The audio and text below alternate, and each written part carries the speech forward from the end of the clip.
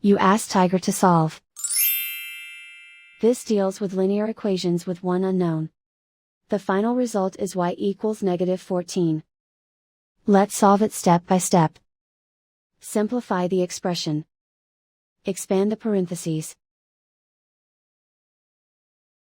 Multiply the coefficients.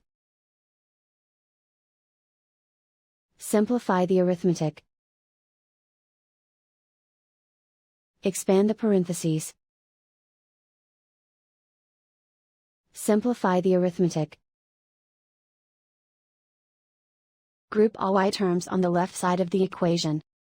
Subtract 8y from both sides. Group like terms. Simplify the arithmetic. Group like terms.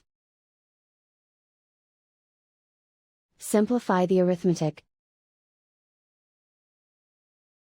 Group all constants on the right side of the equation.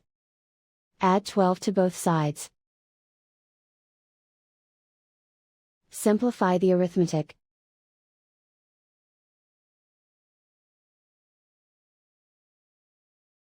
Isolate the y. Divide both sides by 2. Simplify the fraction.